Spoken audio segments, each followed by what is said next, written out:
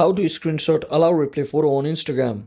So hello guys, welcome back to my YouTube channel. In this quick tutorial, I'll be showing you how you can easily take a screenshot of allow replay photo on Instagram. So if someone has sent a photo like this using allow replay option on their photo, then what you can do to take their screenshot is, as you can see, you can view the photo just like this, and to view you can also view it once again just like this, but after that you can't view it.